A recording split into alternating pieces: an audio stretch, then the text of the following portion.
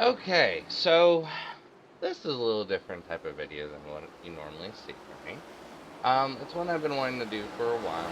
Just figured I'd give a little bit of insight from my experience. Just to show you guys, here is what I've been through since I've been on iRacing.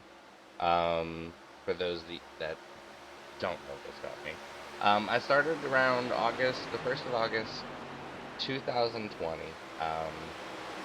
In the middle of the first year of the pandemic, I'd finally gotten the money to be able to get a new computer that would run iRacing. And we'll get to this, but it ran it. Not for a whole lot, but it did run it. So I managed to run iRacing for a while. I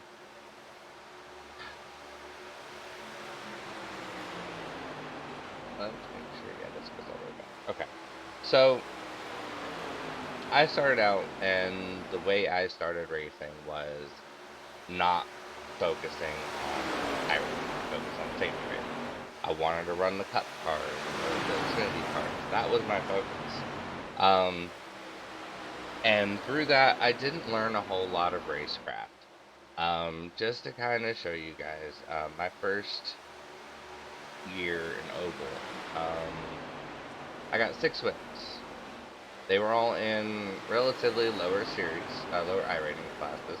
I think my highest strength field win up to that point was around 900 because and it was only like it was August to December.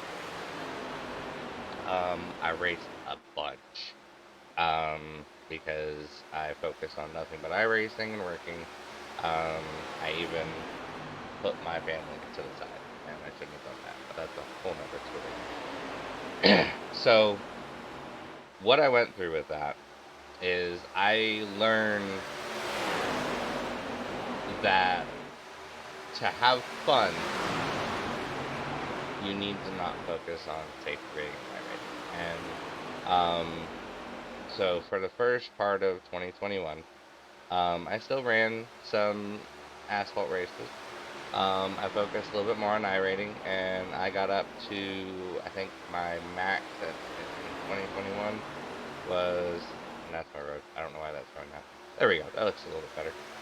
Um, so, you know, by 2021, uh, I got to, around this time, my laptop crashed because I was running on a laptop that ran a Vega 8. To give you the statistics for those that aren't in Discord, here it is. Okay, 1 second. I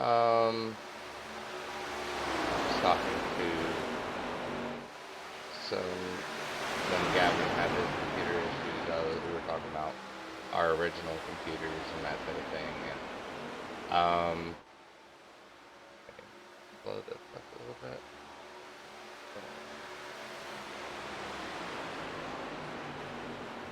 This is a little bit small because this was a picture from my phone. But let me see if I can make this bigger. There we go. That's better.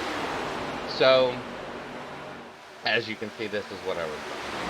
Like, this was like the bare minimum that would run iRacing.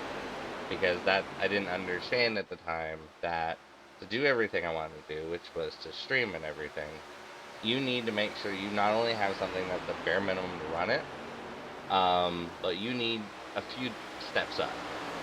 It had a Vega 8 graphics card in it. Like this thing was not even a true gaming laptop. Like, I mean, it was basic as it got because I thought it was going to be good enough to run iRacing. So, I learned a lot in that first time, and I learned a lot about computers. I learned a lot about iRacing in general and statistics and that sort of thing. You truly, and I will get to the point of this video. Um, the you don't want to focus on safety rating. You want to focus on what everybody calls racecraft and learning how to race around others and race certain the more difficult cars and that sort of thing, because that will teach you more than anything else. If you can race like the ARCA cars and the Xfinity cars successfully, that will teach you more about anything on the oval side than anything else. Now, from there, we're gonna reduce this because it took me about 6 months to get a new computer, and right here is when I got my new one. So we're gonna reduce a little bit more, which was, I think it was beginning of February, late January of this year. And in this time, I raised up a little bit and then I dropped, and I got a little disheartened and I didn't run for like a week or so. I focused on road. And then I decided to give it a try again, and I was running ARCA trucks a little bit, mostly ARCA. Um, yeah, just mostly ARCA when I was in Oval, or the what is the Legends cars, 87s and the Rookie Legends. That was my main Oval series for a while. Was those three. And through that I learned how to race, and as you can see, I bounced around 2000, and then I shot up, and I've just been slowly creeping up through there. The point of this video is that everyone can get to 2000 and pass it and stay over. The trick is learning racecraft, focusing on how to race around others, focus on how to avoid incidents. And what I mean by incidents is avoiding people that are spinning. Learn to tell the signs of when people are wrecking over racing them. And I know that is very counterintuitive, and I'm sorry for the gray car, I don't know why I did that. This is a race from a couple months ago that canceled. So learn to recognize the signs. Learn to recognize when someone is overdriving their car and they're going to drive through you.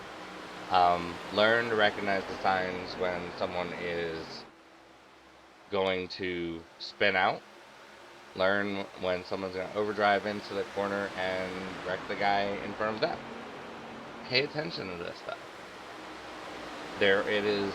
Once you really truly start watching the people that wreck, recognizing what they do differently, you will learn to avoid them. When you learn to avoid them, you will start beating them.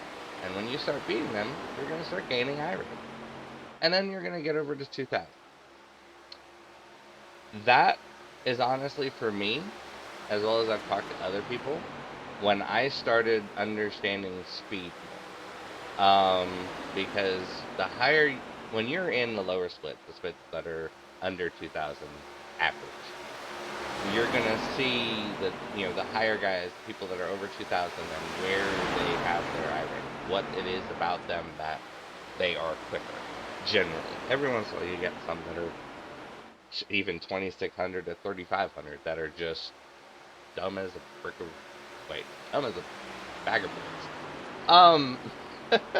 And that's just the way it is. Like, it truly is just how it works. I don't know why.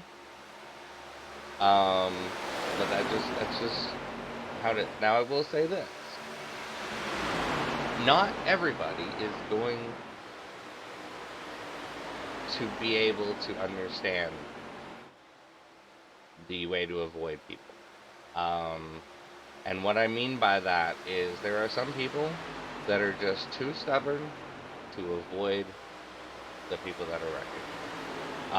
And they care more about just racing in the split that they are in and going balls to the wall all the time. I've raced with some people like that. There was a guy in the league that I was in that was like that, and he actually stopped racing for a while because he kept wrecking. He went from a 2800 I rating to I think it was like a 1500 because he was just balls to the wall all day, every day from the moment the green flag dropped.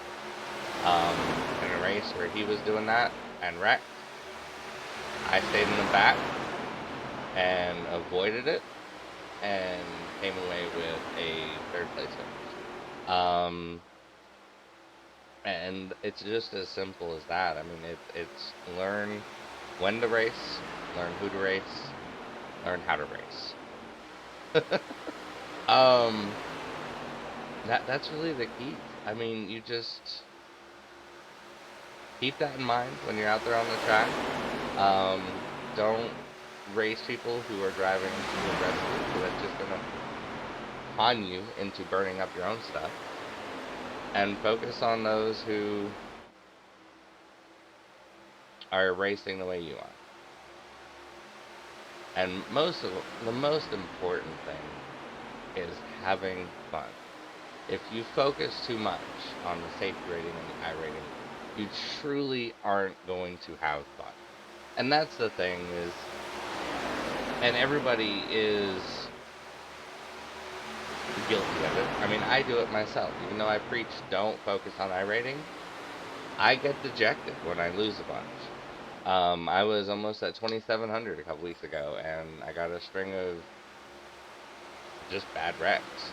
Um, and I'm currently at under 26. I'm at 2570. But that's gonna happen. Um, so just and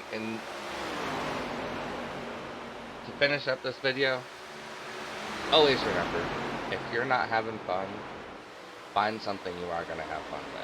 If it's a different car, different track combo, if you just need to take a break from iRacing, do it for a few weeks and then come back with a fresh, clear head and try again.